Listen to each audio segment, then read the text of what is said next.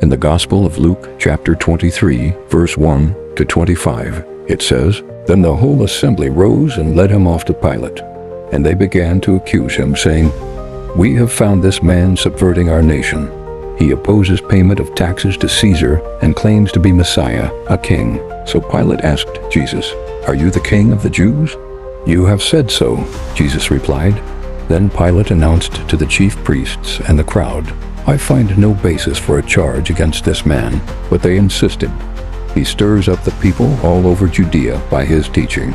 He started in Galilee and has come all the way here.' On hearing this, Pilate asked if the man was a Galilean. When he learned that Jesus was under Herod's jurisdiction, he sent him to Herod, who was also in Jerusalem at that time. When Herod saw Jesus, he was greatly pleased, because for a long time he had been wanting to see him. From what he had heard about him, he hoped to see him perform a sign of some sort. He plied him with many questions, but Jesus gave him no answer. The chief priests and the teachers of the law were standing there, vehemently accusing him. Then Herod and his soldiers ridiculed and mocked him. Dressing him in an elegant robe, they sent him back to Pilate. That day Herod and Pilate became friends. Before this they had been enemies. Pilate called together the chief priests, the rulers, and the people, and said to them, "You brought me this man as one who was inciting the people to rebellion. I have examined him in your presence and have found no basis for your charges against him. Neither has Herod, for he sent him back to us. As you can see, he has done nothing to deserve death.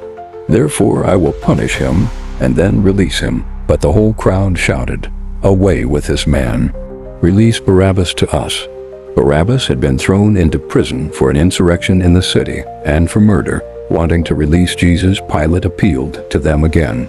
But they kept shouting, "Crucify him! Crucify him!" For the third time he spoke to them. "Why? What crime has this man committed? I have found in him no grounds for the death penalty. Therefore I will have him punished and then release him." But with loud shouts, they insistently demanded that he be crucified, and their shouts prevailed. So Pilate decided to grant their demand.